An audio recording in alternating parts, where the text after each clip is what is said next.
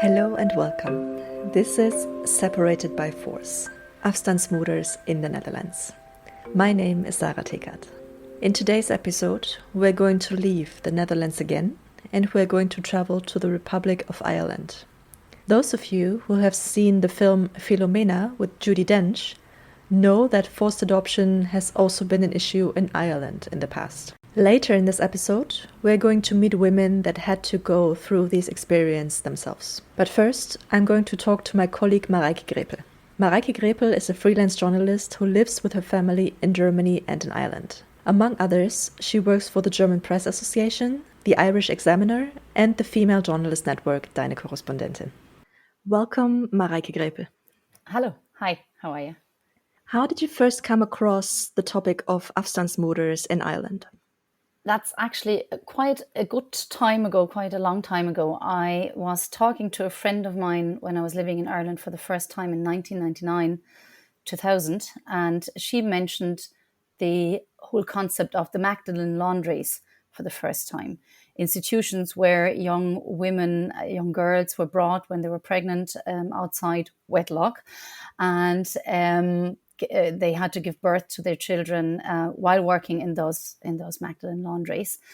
And that's like good 20 years ago. And the topic kind of disappeared from my horizon for a while until over the last couple of years, several reports about dead babies that were found in graves, anonymous graves in Tuam up in the west of Ireland. When those reports came out, the whole issue arose again, and now, of course, over the last year, when the big Mother and Baby Homes report was published, and all the discussions that came with it. So, yeah, it has been around for a while. You just said you learned about it from a friend of yours in the late 90s. Does this mean this is a topic that people openly speak about? Yes and no. It is in the public domain at the moment. For many years, this was kind of a hush-hush subject. People were trying to claim that they never knew about it, or they didn't want to know about it, and they might say, "Oh yeah, we've heard about this. This is awful," and then they would change the subject. It's not something that's easily discussed. It is a bit better in the younger generations, but everybody who's older than 50 has a real difficulty talking about it. Could you please explain how the system worked in Ireland? I must admit the word system is a really frightening one in this context, because the whole situation didn't happen as an official system. System sounds so organized and so planned, but from the perspective of the young women, it wasn't. For them, they were thrown into a situation they never knew they could be in, and they found it extremely difficult to talk about it afterwards. And many women did never talk about it until they were very old. So in general, what happened was, if a young girl would be pregnant outside marriage, she would tell her parents, and the parents would contact the local church. They would contact the priest or the nuns. And most of the time, the immediate reaction was, a couple of days later, a car would show up at the front door with a big box, and the young women were asked to put some of their belongings in there, and then they were taken away to a mother and baby home somewhere in the country, not necessarily in their county or in their area. It could have been quite far away. And they were held there and kept there until the baby was born.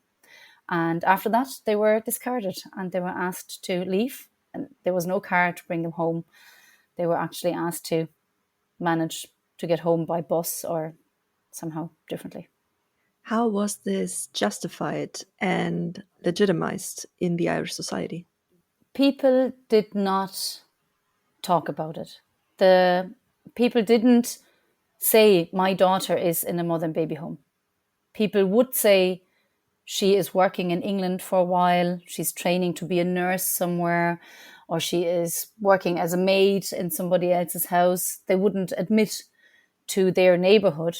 Most people in the neighborhood would know, of course, as like people would be hush hush about this, and oh yeah, did you hear, Mairead from down the road is pregnant, but officially it wasn't talked about anywhere. And the problem that the girls were or young women were so traumatized and shocked what happened to them, and so ashamed. They were called all names under the sun. They were called bitches and whores, and you did a dirty thing, and it's a sin, a mortal sin, what you have done. That meant that when they came home, they didn't talk about it. They didn't tell their siblings. They didn't tell their best friend. They didn't tell anyone what happened to them, because they felt they had sinned and they had done something that brought shame on the entire family. Could we please talk a bit more about the hard facts, if possible? Do you know how many mother-baby homes were there and how many women and children were affected? Yeah, over the years between 1922 and 1998, there were 18 mother and baby homes in the entire Republic of Ireland. Some were bigger mother and baby homes, some were smaller. Some had quite a high percentage of baby mortality. Some had quite or better conditions for the young women and the babies. Overall, over all these years, 56,000 women gave birth in those mother and baby homes, and over 57,000 babies were actually born in those homes. Unfortunately, there is an aspect of a lot of infant death connected to it, and over 9,000 babies have died in those conditions in those homes. You are currently working on an article about afstandsmoeders in Ireland. Were you struggling to find afstandsmoeders or afstandskinderen that wanted to share the story with you? Yes, at first I was.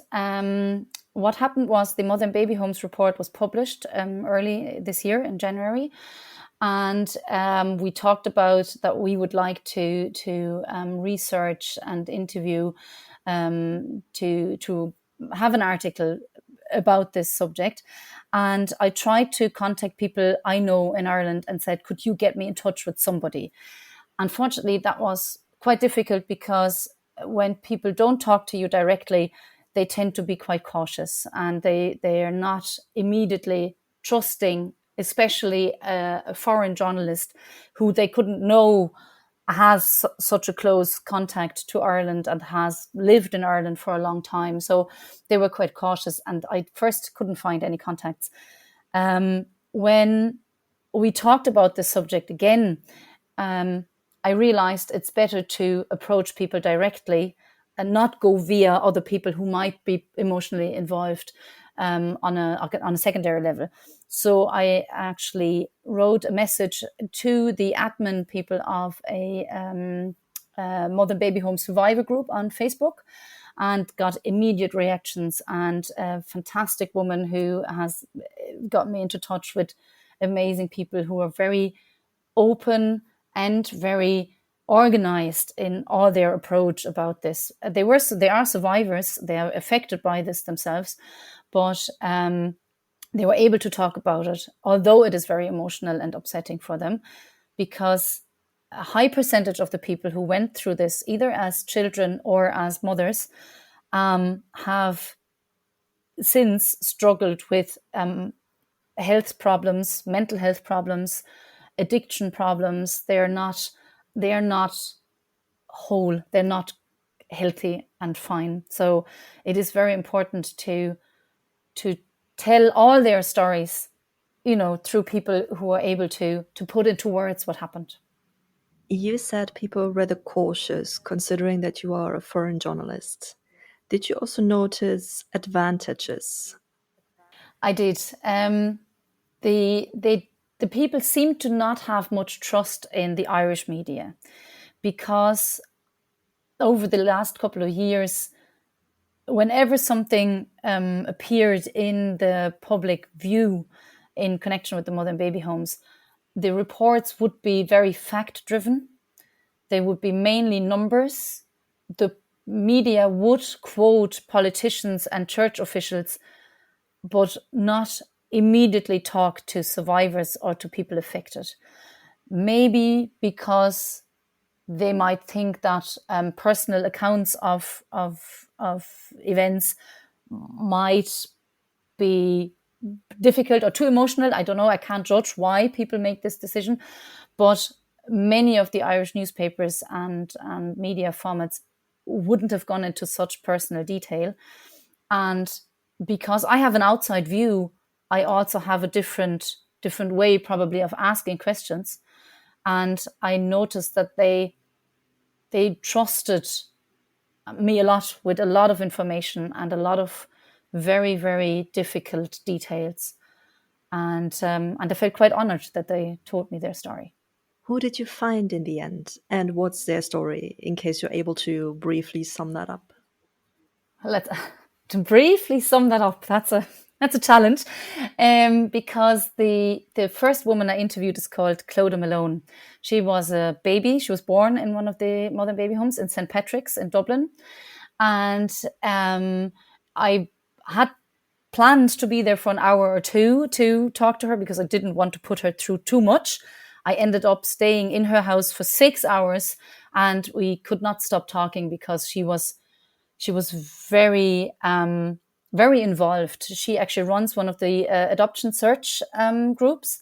And so she's helping people to find their families and their children. And she was one of the survivors, of one of the 8 survivors who was allowed to meet the Pope in 2018 when he came to Ireland. And she gave him a note begging him, asking him to please tell the Irish women that it is not a mortal sin to go and find your child.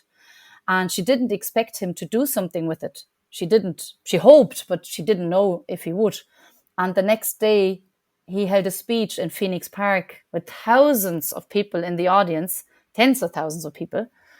And suddenly he read out her note and said to all the Irish women who gave up children or had to give up babies and or had the babies taken from them, that it is not a mortal sin and they can now go and find their child.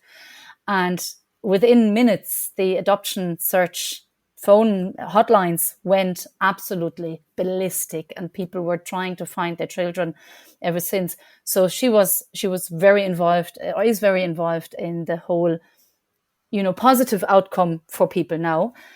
My other interview partner is called Maggie Corbett, and she gave birth to 2 children in a mother and baby home in Bessborough in Cork. And she had a baby in 1976 and a baby in 1978. And both girls were taken away from her in the middle of the night. And she could not say goodbye, and she could not come to terms with the fact that her baby would be taken away from her while she was still breastfeeding, while she was still very much bonding with her child.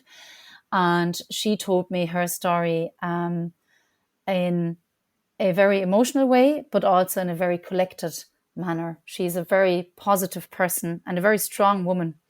So I was very impressed how she was able to talk about all this. In the Netherlands, many women still do not speak about their experience of the past as they feel too ashamed. First of all, because they got pregnant when they were unmarried, and later on because they gave up their child. Did you also come across this feeling of shame among the women in Ireland? Very much so. It is still a very clearly branded shame that's put on women. Even if nowadays it is possible and it is not as bad anymore as it used to be, the generations that are 40 plus, 50 plus are still thinking it was very wrong to have a child outside marriage. And the shame of getting pregnant, and that's something that I find quite angering. It didn't matter if a woman got pregnant in a relationship, even though she wasn't married, or if she got pregnant through rape or abuse. It was the woman's fault. You did that. You, as the woman, you caused this. That is very much instilled in everybody's minds. And I talked to a woman who's not affected, but who I know very, very well. And I mentioned that I'm doing this research, and she said, well, the nuns were indoctrinated and they didn't know what they were doing. And sure, the women, they did that themselves. And she now still says this, and it's still very much in people's minds that it was something sinful and dirty. And it's very hard for people to change that kind of feeling, because if you're told this all the time and everybody says this when that happens, it is very, very hard to survive this and to actually get out of that line of thinking. You are a mother yourself. How does it make you feel to deal with stories like this? I must admit that I, as a journalist, try not to get too close to things like this. I'm trained to know that I can't be a part of this and I shouldn't be a part of this. And that is possible with stories where you are not affected, of course. But as a mother who couldn't imagine somebody taking my child away from me at any stage. Now, of course, there are moments when you think, oh, you're driving me crazy. But if somebody would take my child, I think I would actually die inside. And I can't imagine how people could do this to others. And at the same time, of course, I'm not just a mother, but I'm also a daughter. And my mother had me outside marriage. She wasn't married when she got pregnant with me, and she never married.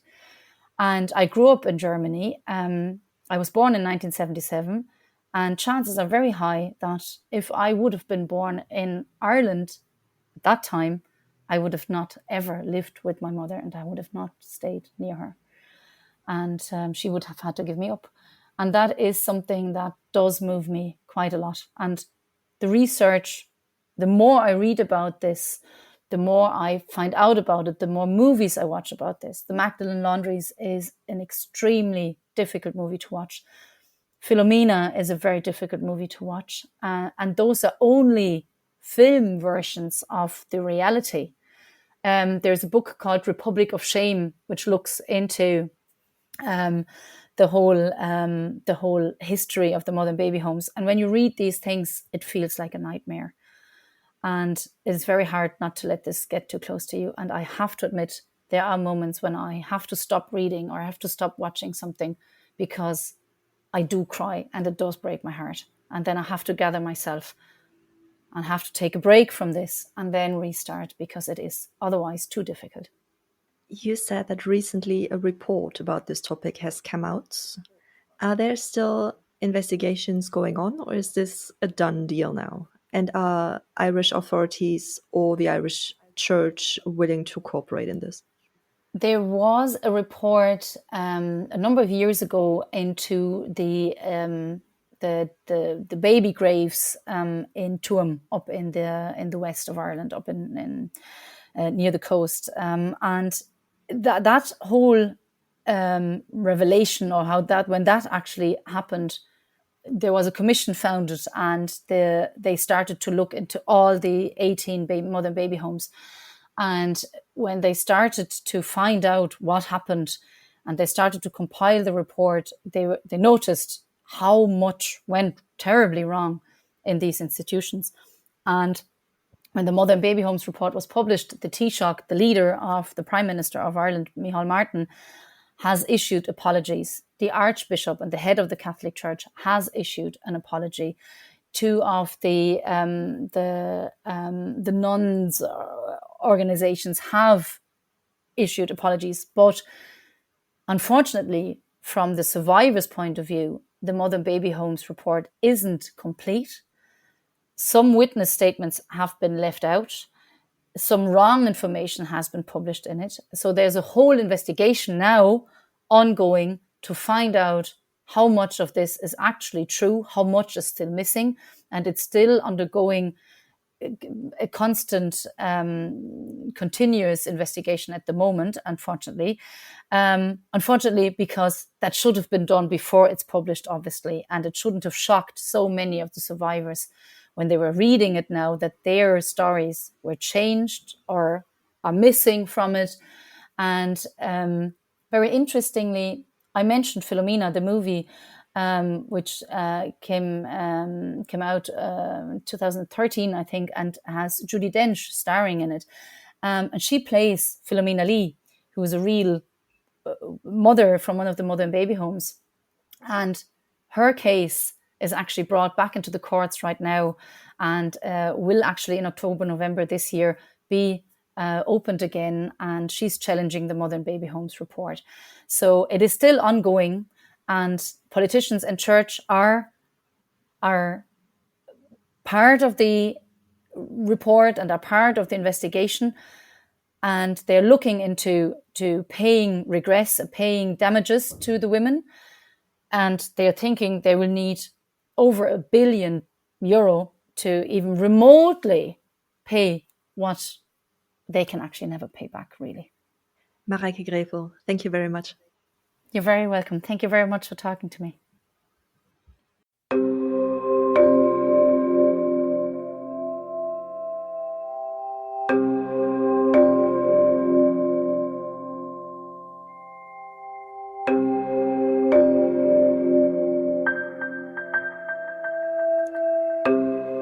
In the first part of this episode, we have already met Mareike Graepel, freelance journalist from Germany, who has told us more about the situation of afstandsmoeders and afstandskinderen in Ireland. Now we are going to meet Clodagh Malone, who was born in the St. Patrick's Baby Home in Dublin, and Maggie Corbett, who gave birth to 2 daughters in 1976 and 1978 in the Bessborough Mother Baby Home in Cork. They will be interviewed by Mareike Graepel. Welcome, everyone. Mareike, I'm passing you the virtual mic. Hello, thank you very much, Sarah, and very welcome to Clodagh and Maggie for joining us here today. Thank you very much for taking the time. I'm going to talk to you, Clodagh, first, because you were born in St. Patrick's Baby Home in Dublin in 1970, so 51 years ago. When we first got in touch, I asked you, what does that mean that you call yourself a survivor of a mother and baby home? Why do you call yourself that? And what happened to the children that were born in one of these homes? I suppose the reason that we changed the term from what was before survivors was victims was because we are survivors. And particularly when you think of the regime that happened in mother and baby homes. I was born in the largest mother and baby home in Ireland. 600 children, 6,000 children perished in that home from 1922 to about 86, because then they moved to another home. So when you look at survivors, we survived medical drug trials. We survived being force-fed corn flour before we went out. They wanted Caucasian Roman Catholic babies, went to the middle class parents, which I went to. Certainly we were tied to our cots for 23 hours and 20 minutes every day. And that's why I have ear problems, I was saying to you before the interview, because we were lying on the one side all the time. At any given time, we were left up to about 500 babies were in a ward. There was no such thing as colic at that time. You were left to cry. There was no mother's love. My mother wasn't allowed near me for fear she would contaminate me, because she was a whore. So then as you go on through life, when I was adopted, I was very, very unwell with bowel problems. A lot of female survivors suffer from diverticulitis, and a lot of us have colostomy bags. And later on in life, a lot of us, our bowels have perforated. And this is the reality of surviving, and when you look, as people would say to me, well, you don't look like you're adopted. And we put on a face to the world. Certainly we struggle with our mental health. We struggle with our physical health. Emotionally, there's an awful lot of addiction in survivors. So when we go through kind of surviving, we survived, like I was 10 weeks in the home. A lot of other children were longer. And that 10 weeks, the damage that was done to myself, and personally working with thousands of other survivors, particularly females, and Maggie would know that as well from the group Beyond Adoption. So even at 51 years of age, I we're here talking to you. And it's not that long ago. It's modern history. I'm one of the younger survivors.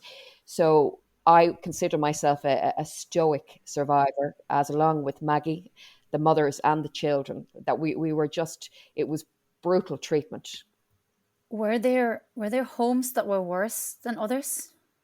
Well, it was years really. So when you go through, like I gave you a copy, I have this here, and I think Maggie has one as well. And when you go through your research from, say, foundation of the state, through the 20s, 40s, like adoption only became legal in Ireland in 1952. So before that, the county homes, which were like old mother and baby homes, the regime was brutal, absolutely brutal. The children were farmed out. They used to call it boarding out. They were sexually abused. They were never adopted.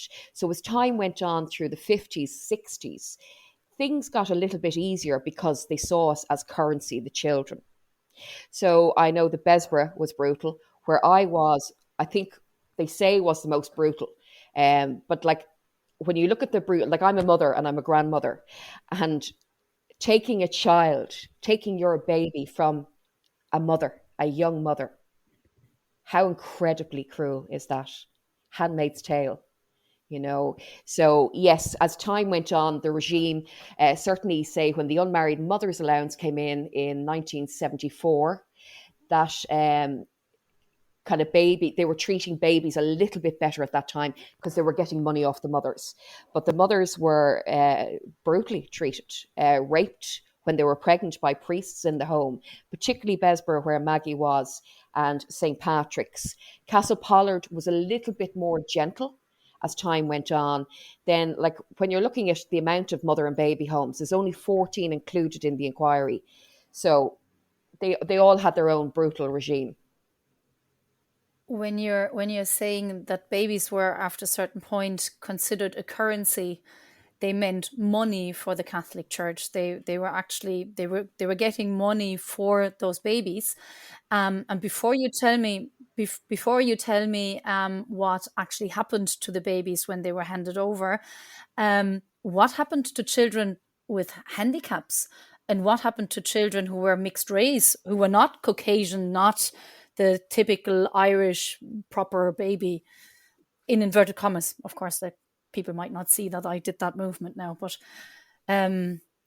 please tell me about that. Well, when you look at the extent of, I suppose, deceased children, and 6,000 from the home that I was in because it was the largest, certainly Down syndrome, and I'm very aware that I hope we don't get sensitive ears when this is being put out. Down syndrome children, thalidomide, that showed signs of brain injury, were actually put into a room in St. Patrick's, which was called the handicap room. And those children were left to starve. And through all my searching, I'm 11 years a search angel, I have never come across a Down syndrome child that was adopted. Maybe a few with kind of maybe learning difficulties that weren't noticed by the adopted mother.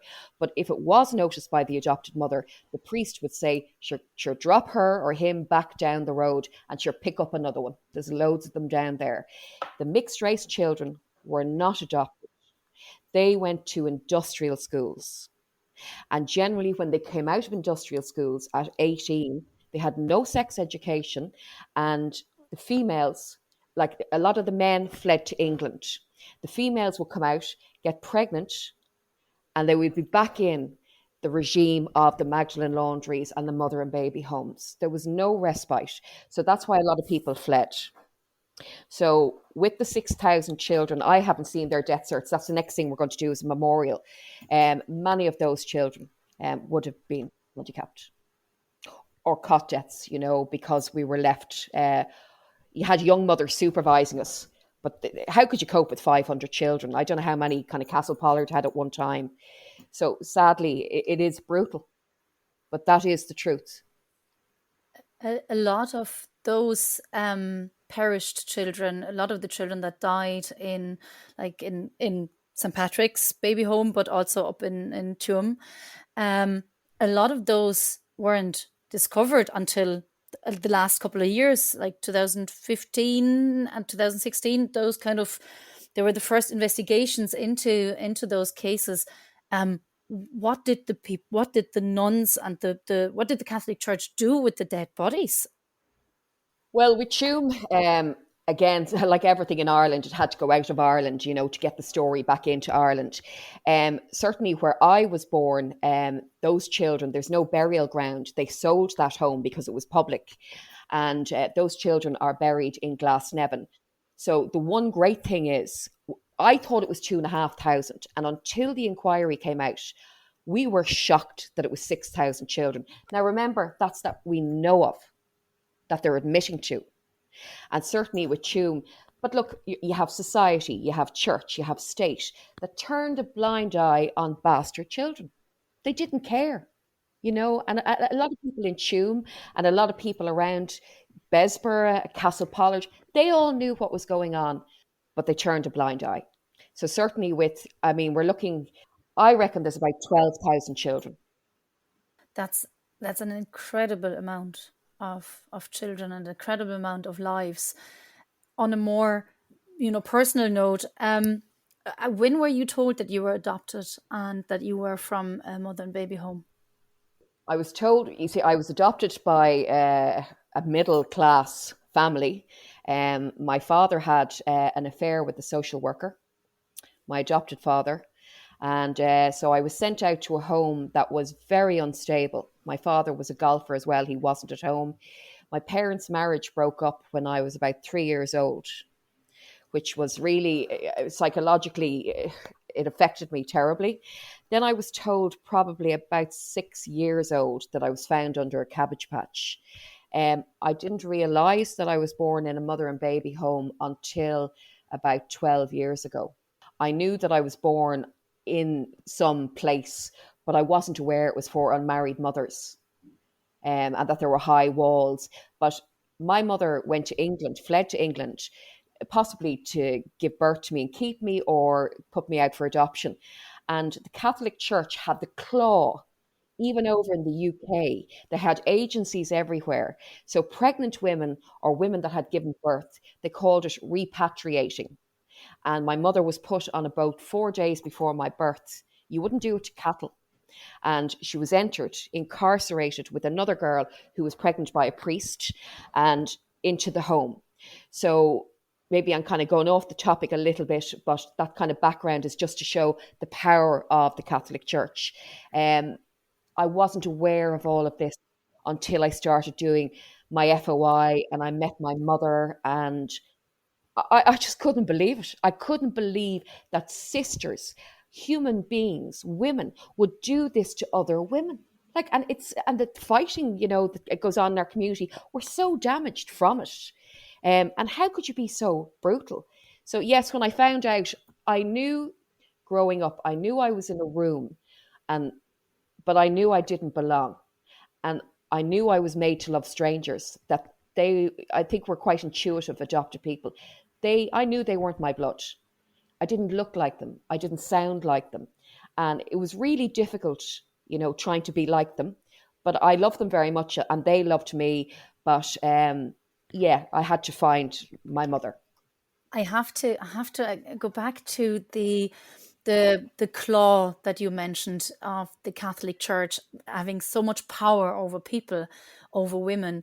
And still, until just a few years ago, when more and more details emerged, you told me in our previous conversation about an anecdote of a priest traveling to America on an Aer Lingus flight, and he would get applause for bringing Irish babies to America. And the church got so much applause. It looked so good from the outside and so terribly rotten from the inside, the way women were treated.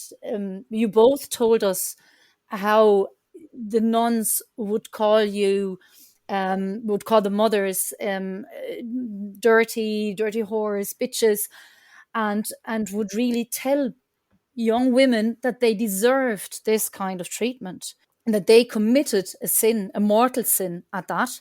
And I have to ask you, Clodagh, about the the moment when you met the Pope, which must have been a very difficult and very important moment at the same time, and how you spoke to him about relieving women who still up to that day in 2018 believed it would be a mortal sin also to go and find their child, that women were still believing that it's a mortal sin to go and find their son or daughter that they gave birth to in a mother and baby home. Yeah, we met the Pope in the Papal Nuncio, which actually was across from St. Patrick's Mother and Baby Home. How ironic. And there were 8 survivors that went in. So 2 Mother and Baby Home, Magdalene Laundry, clerical sex abuse. So we went around in a group and I was the first to speak. And I asked him as a power of healing for mothers and I suppose their children, adoptees. Okay, so as an act of healing, just would he say at the Mass the next day, which is an open air Mass, that it wasn't a mortal sin for a mother or a child to go looking for each other? And this is what was drummed into the mothers when they left the home. They were told it was a mortal sin. Now, a lot of people argued with me about that and said that they were never told that. But then Philomena Lee of the film Philomena actually came out and did a press release and said, yes, she was told that. I don't know whether Maggie was told that either. So I was being interviewed. I was up in Glasnevin for the babies or whatever. And Sky News were interviewing me. And, it says in the Bible, by your actions, ye shall know. And I have a deep faith. I'm not Catholic or I'm agnostic. But when Sky News were interviewing me, at the time he said that, I'm getting hairs on my back now. I will never forget that went out to 600 million people. And for the woman who is a mother in the arsehole of Kerry, which would be very antiquated, I hope nobody hears from Kerry, but wouldn't have the internet, still think that they were a whore, it was a mortal sin to look for their child. Searches were up by 85% after that in Ireland. And they started reuniting mothers with their children. And that had to come from the next, what we say to our Lord. Pope Francis had to say that. Our own Taoiseach wouldn't say it. Our own Archbishop wouldn't say it. And oh my God, it was incredible. You are running an adoption search group. You're a search angel, as you call yourself. Would you explain to us, how does that happen? How do people find, if a mother who hasn't seen her child since it was a couple of weeks old might be listening, what can she do? How does it work? Well, I'm sure that it's very different in all other countries. And you see, the one thing that's great about Ireland is that the Catholic Church were so greedy and the nuns were so greedy that the records were meticulous, down to what funding they were getting. So it's quite easy to find your blood. I have a few little tricks of how I do it. It's nothing illegal, but if somebody wanted to contact me, I would help them. Otherwise, you have to write away to an agency. So say me, I was baptised Aileen McCabe. My adoption name is Clodagh Malone. So I was baptised Aileen McCabe. I didn't know Clodagh Malone had another name or whatever. So I will go to the GRO and search the records. Or I have a few other kind of ways. I look for lists of children that were born on that date. We have an amazing system over here in Ireland at birth certs, births, deaths, marriages. DNA is revolutionary in Ireland the past few years. And that's how we're finding, particularly fathers, because our fathers are unknown on our birth certs because it was the Immaculate Conception. So there are a few different ways. But as a search angel, you go from the start of the journey, searching. TUSLA over here, I don't know what your government body would be called that hold all the records. There's a 3-year waiting list. And the reason I do the search angel work and I do it voluntary is we've had so many suicides in our community. And we had one before Christmas. And I wasn't doing this girl's search. But we got on, and she was 32 years of age and she was from the west of Ireland. And she sent me an email that she had sent to the agency looking for her mother. Her mother had written to her, but looking for her mother had written, her maternal grandmother had written letters at the time of the adoption. Tusla wouldn't hand them over to that girl. Now, that girl did have mental health problems, but had her own business, very successful. And she said in the email, which I have, Tusla, you have destroyed my life. And she took her life Christmas Eve, may God rest her soul, last year. And this is why you have to be very delicate dealing with people's searches and dealing with people's emotions. And because Tusla are absolutely appalling. They won't even tell you what your first name is. And that is a basic human right. They stripped us of everything, our lineage, our heritage, our identity. And this is why I do what I'm doing. And I'm very privileged to walk in the shoes of people and to give them back their identity, because I got mine back. And I believe everybody needs to know who they are, where they come from.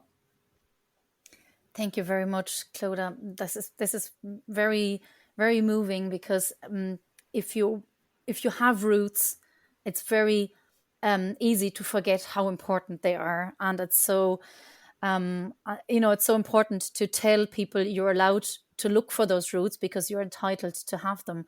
So thank you very much for speaking so openly about this all, because I know this is very, very moving and very emotional for you. And I'm sure it's the same for Maggie, who's been listening to our conversation so far and who gave birth to two daughters in 1976 and 1978 in Bessborough in the Mother Baby Home in Cork. And you told me you were the oldest of a very big family. You had many brothers and sisters. You were 18 when you got pregnant, and you were still living at home with your family. And tell me, what did the father of the baby say, and what was your parents' reaction back then? Well, I was the eldest of 12 in my family. So I went working when I was 14. So I was out the first because I was the oldest. Then I got pregnant at 18. So at that time, it was a terrible disgrace that I got pregnant, And it's from society, the same as what Clodagh said. It's the church, the priests. I remember sitting on the steps at home. I was 3 months pregnant at the time. And the letter came from my aunt that she would bring me over send me to England for abortion. I didn't want that. Why should I abort a life? Even though I left school at, 13 and a half years of age, I knew that was wrong to do something like that within you. So I said no. So then my father said what's going to happen, and I was sitting on the steps at home, and he said to my mother, when are you getting rid of her? The neighbours are talking, that they were speaking about me. So 2 weeks passed. I was at home one day, and I was sitting on the steps again, and the next minute 2 nuns appeared. I didn't know I was being taken away anyplace. So the nuns just came up to the front door, and they went in and they were speaking to my dad at the time, speaking to my mum, and they had a brown case with them, a small brown case.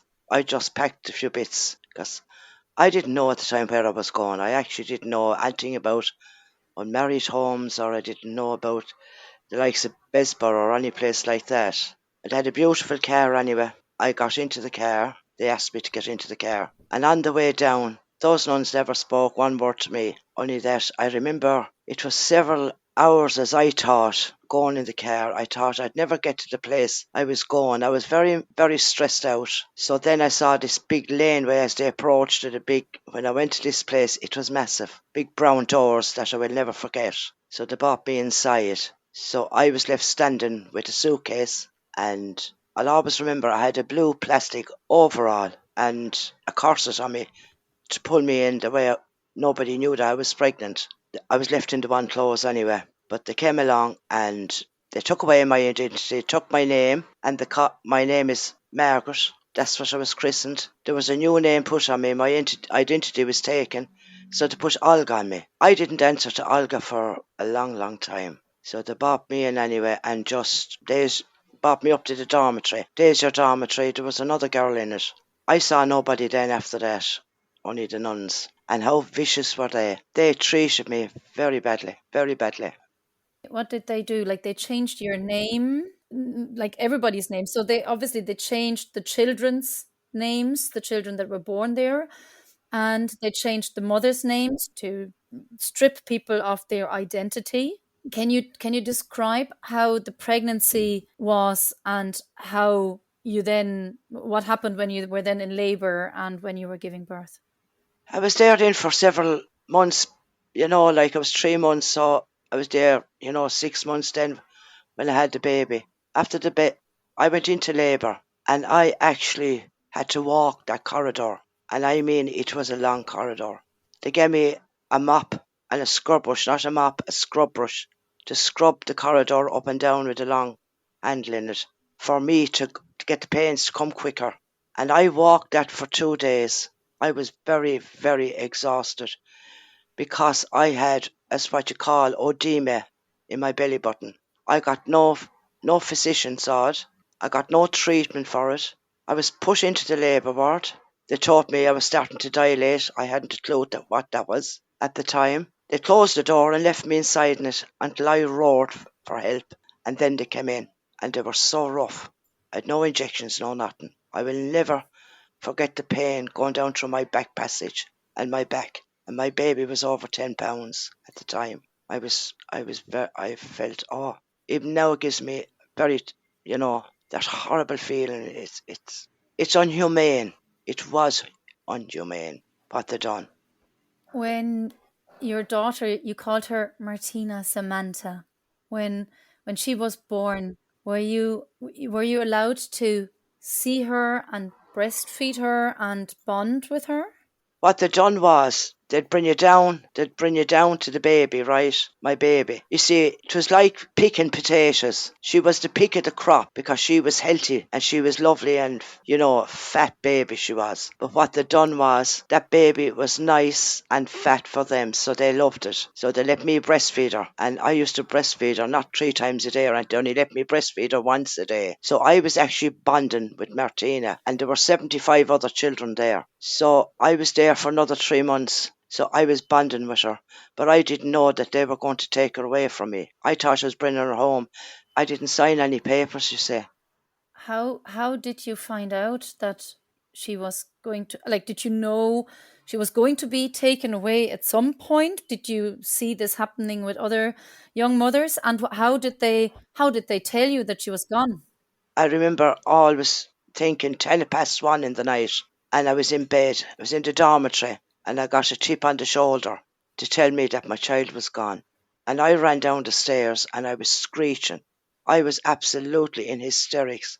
They couldn't, and I ran all over the convent in Bessborough. I didn't know where I was running. It was so post-traumatic for me. When I went in, my baby was gone out the cot, and I was after buying her a beautiful pink suit 2 days previously. I was delighted because I thought I was bringing her home.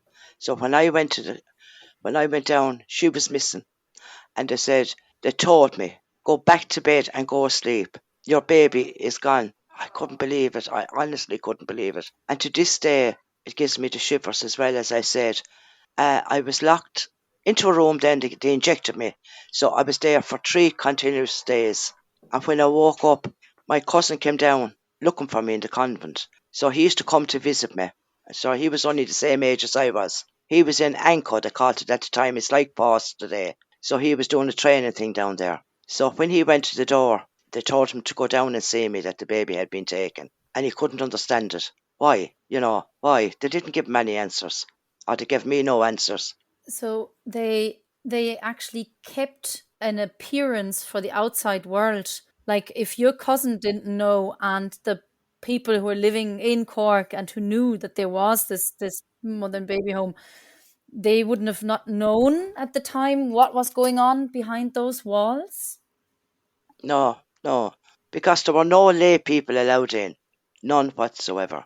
And even previously, before I had her, there was no lay people allowed in. The screeches of the women that they took the baby from. I seen babies going out to the window in the night time, kitchen window. I know where every part of that place is. I have to ask that question again. You saw babies being handed out the kitchen window in the dark secretly? Yeah. What happened to you then? You were discarded? You were left out of the mother and baby home? I was just discarded then. Then they told me they were going to post me letters, and of course I was vulnerable at the time at 18. You hadn't a clue about sex education or any kind of education because I'd left school when I was 13 and a half. I came home back to my county, Tipperary, and it was never mentioned to it by any of my parents, my family. It was brushed under the carpet and that was it. So I went working with children then. You were feeling you'd connect to children and do something for children, to be doing something good for your daughter who you couldn't have with you. You got pregnant again 2 years later, and the very same thing happened again. When I couldn't see my first daughter, I got so upset. I went drinking, and badly drinking. For a young girl, I drank a lot. It was to kill the pain that I was having inside of me. It was killing me. And I couldn't explain to anybody. The only thing I could say was, I love animals. I love dogs. I love horses. And the only thing I could explain to people, because we didn't get counselling then. We didn't get anything, was if a dog gave pups in the morning and they had 6 pups and you took away her little babies, how long would you cry for? Well, can you imagine how a human being cries, a human mother cries for her child? And I had no way of speaking to anybody. Every time I finished work in the evening, I was great to work, but the same thing happened to me again. I was drinking and drinking and drinking, and then I got pregnant because I was vulnerable. So they had a stigma. They had a stigma against me. When essentially you were looking for comfort and love and a connection to other people, and you were in Bessborough again, and you gave birth to another daughter, and you called her Marie Antoinette, and you told me in our previous conversation that you found your first daughter and you're in touch with her and you know her, and she's called Joanne now. You haven't found Marie Antoinette yet, but you are still looking for her and determined that you will find her and meet her one day. And you have a third daughter from a marriage, and so you have children and grandchildren in your life now. But can you describe how it feels to have those people in your life now today? It's incredible. When I met Joanne first, I met her in Ireland, in Portumna, and she knew it was me. She was looking out from a hotel window, and she said, "That's my mother." And I couldn't believe it when she said it to me, But she already had a son, Jamie, my grandchild. He was the first grandchild I had. Yeah, and that was ecstatic. But the only thing, when she was coming against me, I think the hardest thing for a mother is they can't lift her baby then. You can't lift her up like you did when she was born. Because the bond that they took away from us, it was like genocide what they did to us, women in Ireland. It was. What they done. That's all I have to say about it. I've said it for years. But when that bond is gone and you can't pick her up when she's an adult, and hold her. I'm not sorry I cried because I have been very emotional. Because I'm still emotional over my other daughter, 44. She's 44 in October, the 31st. And I betrayed and untraced her. And the Catholic Church told me I was dirty. And I went to a priest one day. I thought he would be nice to me, And I said to him, "What happened?" "It happened to me," I said. "I got pregnant." He said, "You're dirty," he said. "You have committed a sin. Now be off with you." That's exactly what he said to me. I walked 4 miles home. That was on my second child. So we had no counselling. As Clodagh will tell you, you haven't. They got their claws into you. They really got their claws. But if you went into the home the second time, you were taught nothing of. You were just brushed to one side and left. Or if you complained about a pain when you went into labour, because they'd done the same thing to me. What they said was, words that I will never forget. You didn't say that 9 months ago. You were blamed and you were shamed into feeling that you caused trouble, that you brought a bad image on your family, on the Catholic Church, on everybody, that you were a bad influence on others. You were told all these things, and when I spoke to you in person, you seem very strong, yet of course emotional about this all. But it is very impressive that you are able to talk about this, because from what I gather, there are a lot of people who have never had the courage to talk about it, who never or couldn't because the pain was too big. And yet you're telling me you have never received any from the state or the church. I know the Taoiseach, so the Prime Minister in Ireland, and the church have issued apologies, but that doesn't, nobody has ever offered therapy or counseling or any kind of help. And they're only now slowly talking about financial help for survivors, no matter if babies or mothers. And people are getting older as well. Could money ever repair anything that has been done to the Irish women? It couldn't. They harmed us mentally, abusive. They knocked our confidence. For years we had no confidence.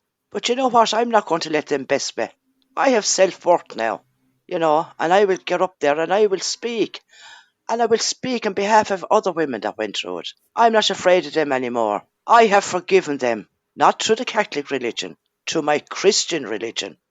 I walked down the streets of Kilkenny three years ago, and I walked into this church, Kilkenny Community Church, and I walk up to the pastor, and I said to the pastor, I'm very sad today, I said. Can I sit and talk to you? He bobbed me in and he spoke to me. No Catholic nuns or priests ever done that to us. They belittled us. And you know what? I've never felt as good as I've had in the last 3 years to have been united with a family in the Christian life. So I'm happy because I'm getting my self-worth back. I pray to my Bible, say my prayer every night, and they're not going to win over me. I'm going to win over them. And I want power where they're concerned, because they have a lot to answer for, and the wheel will turn on them. And I'm sorry to say that. You don't have to be sorry to say this, because it is for all the other women who are hearing this. This is so good, I'm sure, to hear a survivor speaking out so strongly, because we know from other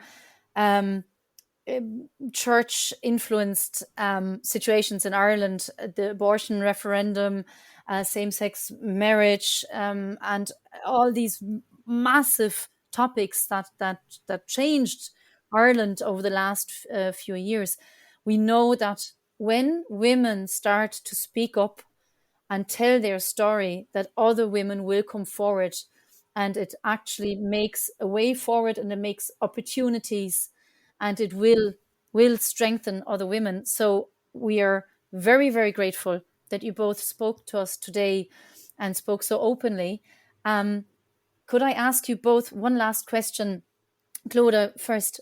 What would you tell a person who was adopted and has not met her or his birth mother yet, and who wasn't sure if they should go and search? What kind of advice would you give them? I suppose for myself, my work is kind of counselling and psychology, and I've worked in mental health. So the first thing I would say to somebody who is searching, are you in a good place mentally? Do you have support, boyfriend, girlfriend, children? I would go through the avenue with them kind of to the end. But really, it is the most emotional, apart from us having our own children, experience. Your life will never be the same once you start your search. And Maggie, I want to offer my services to you, and we'll talk.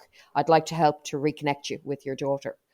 But it's incredibly. And then when the Catholic Church and TUSLA and they're trying to keep you apart. So it's not particularly a joyous experience, but it is so liberating for the mother and child to be reconnected. Because remember, it wasn't just the one instant of adoption, 10, 20, 30 years of trying to keep us apart. So absolutely, you need to be in the right frame of mind. Look, Beyond Adoption Ireland is a fantastic support system. Maggie's on there. She's great help to people. We've mothers. It's the only group in Ireland that allows foster mothers, adopted mothers, birth mothers, adoptees, foster children, and we just all come together. It's not a militant group, and you will get help there most definitely. And I'm glad and thank you, Clodagh, because I have remember the Bessborough page myself up. So I'm glad I have 401 people on it now at the moment of Bessborough. Remember the mother and baby homes. I went back to college, as I was telling Mareike, and I done an honours degree in social care, social studies, disability and psychology. And I'm so proud. So I'm going to be there as well. That's great. It's really, really great to hear this. Maggie, I know you said some of this before, but as a very last question, if you could talk to all of the other women who became mothers in the mother and baby homes in Ireland, what would you say to them? What would be the one thing you'd like them to take away from listening to you today? I would tell them not to stop, keep on fighting and gain your self-worth, because it's timeless. And don't let anybody judge you. I don't let people judge me. I don't judge anybody. The man above will judge people that placard at other people. He's the one up there that'll judge them.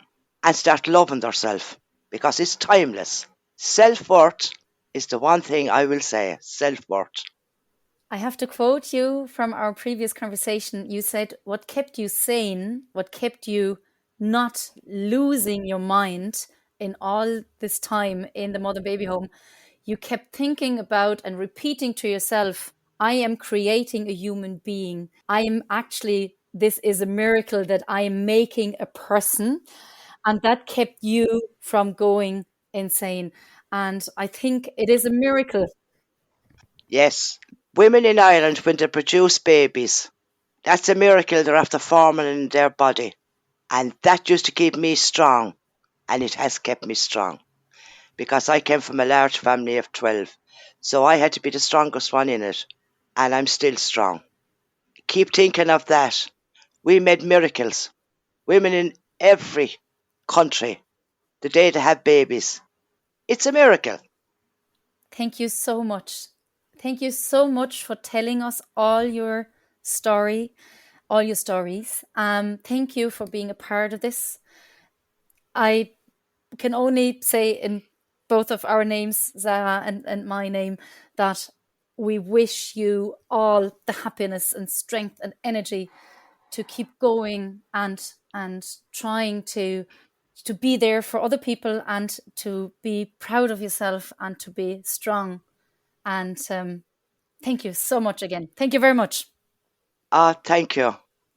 God bless. I have to admit, I need a minute to to compose myself here. Thank you so much to both of you for sharing your stories with us, for trusting in us enough to share your pain with us. And I'm especially grateful for you sharing your anger with us, because I personally think this is what keeps us going, because there has been so much injustice done to so many women. And hopefully this podcast will achieve the attention that it finally needs for people to understand what has happened. I had a long list of questions prepared, but I have to admit now they all seem pretty much irrelevant. So I will just ask two more questions. How does it make you feel that this horrible injustice has happened to so many women in different countries all over the world and potentially is still happening to women? Well, it makes me angry because I have such a passion for other women. And it makes me angry to see that it's still going on in 2021. And anyone that have a stigma against women having babies out of wedlock, as they called it, they should be ashamed of themselves. Politicians, churches, the whole lot. At the end of the day, they're male. And they ran away from their responsibilities. And they're still doing it in Ireland. Politicians in Ireland are the same way. There were promises this and promises that. They never kept it. And politicians, they're all the same. They're just as crooked as the Catholic Church. That's my note on it. It's very hard to kind of condense it, I suppose, in a kind of a few sentences. I'm like my own birth mother, and I hate that even term, birth mother. I look at her life and I look at the way that her life turned out and the avenue that she went down without going into too much. But she made decisions and she got in with the wrong people. And she now, unfortunately, is in a wheelchair at 73 years of age. So when I think of all the mothers and their lives were blighted when they came out of the home, they could never be the same again. And their secret wasn't contained. Everybody on the street knew what they had done, the original sin. All they did was have sex. A lot of women were abused, raped. Still to this day, the way that we are treated as women, certainly in this country, things have changed. And I was saying that certainly last year, I saw a huge change in the LGBT community supporting us survivors and saying, not in our watch, this isn't going to happen to women again. So there is a huge support network that we never had before over the past 12 months. So I do see Manana Heron, as we say, women of Ireland. And we need to pull together. And I think we are pulling together. But for the likes of my mother, no, her life was never the same after that. She was destroyed. Marriage, addiction, just everything was destroyed. And for all the other mothers. And then for the women who have been incarcerated in the laundries. And they're still institutionalized. To this day, believe it or not, 2021, we still have women in the laundries. But they're totally institutionalized. So Ireland needs to take its finger out of its arse, and with yourselves, with this medium, this platform, we're able to come together, the women of the world. And it's very important to share our experiences because we're extremely strong. From your perspective, what is it that each of us can do to prevent that a situation like this ever happens again? Certainly in the homes, the nuns that they put in, they either became psychopathic or were psychopathic or whatever, and they were turning on their own. I think things are different, certainly with this platform that we have. But if we see something wrong and we go with our gut instinct, there is something wrong and we need to speak up. And I think Maggie has found her voice. And Maggie is one of the only kind of few mothers that has really come forward. They're still in the shadows. It is nothing to be ashamed of. I mean, the most beautiful thing in the world is giving birth to a child, and yet they called it a sin. So we need to, and I think we are, certainly sisterhood. And that's the lovely thing about getting older after the menopause, is that we don't give a shit. We literally don't, our confidence in everything. Excuse my language. Absolutely. Exactly, Clodagh. Self-worth, Clodagh. United we stand together, women. As women, united we need to stand. And that I will. Fantastic. I couldn't have said it any better. Thank you so much for these last words. Thank you very much. Thank you, Maggie. Thank you, Clodagh and Mareike, for taking the time to talk to me and sharing your experience and supporting this podcast. And I honestly hope that it will help making people aware of the injustice that has been done to women, and hopefully it will never happen again. Thank you so much, everyone. God bless. Thank you. Thank you.